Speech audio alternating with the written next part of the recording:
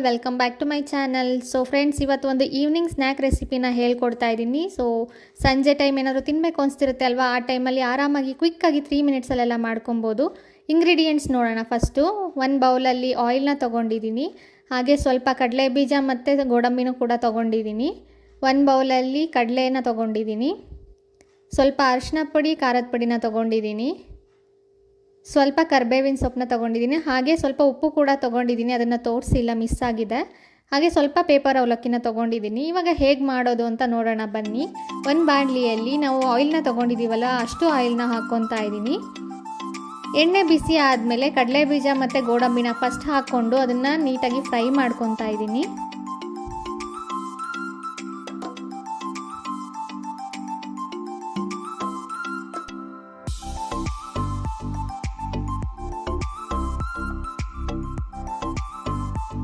ಕಡಲೆ ಬೀಜ ಗೋಡಂಬಿ ಸ್ವಲ್ಪ ಫ್ರೈ ಆದಮೇಲೆ ಕರಿಬೇವಿನ ಸೊಪ್ಪನ್ನ ಆ್ಯಡ್ ಮಾಡ್ಕೊತಾ ಇದ್ದೀನಿ.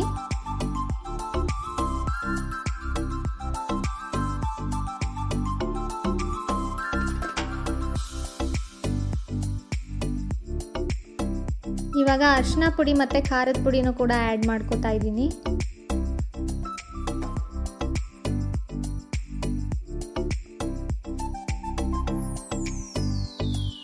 ಈಗ ಸ್ವಲ್ಪ ಕಡಲೆ ಕೂಡ ಆ್ಯಡ್ ಮಾಡ್ಕೊತಾ ಇದ್ದೀನಿ. ಇದೆಲ್ಲ ಆ್ಯಡ್ ಮಾಡಿದಾದಮೇಲೆ ಸ್ವಲ್ಪ ಫ್ರೈ ಮಾಡ್ಕೋಬೇಕಾಗುತ್ತೆ. ಕಡಲೆನ ಲಾಸ್ಟಲ್ಲೇ ಆ್ಯಡ್ ಮಾಡ್ಕೊಳ್ಳಿ, ಇಲ್ಲಾಂದರೆ ಮೆತ್ತಗಾಗೋಗ್ಬಿಡುತ್ತೆ ಆಯಿಲಲ್ಲಿ.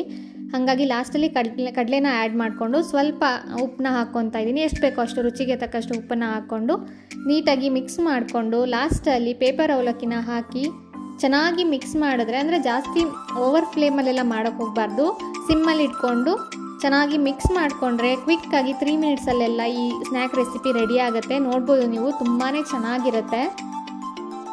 ಸಂಜೆ ಟೈಮ್ ಮಳೆ ಬರ್ತಾ ಇರುತ್ತೆ, ಸೊ ಟೀ ಜೊತೆಗೆ ಕಾಫಿ ಜೊತೆಗೆ ತುಂಬಾ ಚೆನ್ನಾಗಿರ್ತವೆ, ತುಂಬ ರುಚಿಯಾಗಿರುತ್ತೆ, ಕ್ರಿಸ್ಪಿಯಾಗಿ ಕೂಡ ಇರುತ್ತೆ. ಸೊ ನೋಡ್ತಿರ್ಬೋದು ನೀವು, ನನಗಂತೂ ಇದು ತುಂಬಾ ಇಷ್ಟ. ಇದಕ್ಕೆ ಬೇಕಂದರೆ ಕೊಬ್ಬರಿ ಕೂಡ ಆ್ಯಡ್ ಮಾಡ್ಕೋಬೋದು. ಸೊ ಮನೇಲಿ ನೀವು ಕೂಡ ಟ್ರೈ ಮಾಡಿ ಟೇಸ್ಟ್ ಹೇಗಿದೆ ಅಂತ ಹೇಳ್ಬಿಟ್ಟು ಕಮೆಂಟ್ ಸೆಕ್ಷನಲ್ಲಿ ಕಮೆಂಟ್ ಮಾಡಿ. ಮತ್ತೆ ನೆಕ್ಸ್ಟ್ ಇವಾಗ ಸಿಗ್ತೀನಿ. ಟಾಟಾ, ಬಾಯ್ ಬಾಯ್, ಲಾಟ್ಸ್ ಆಫ್ ಲವ್.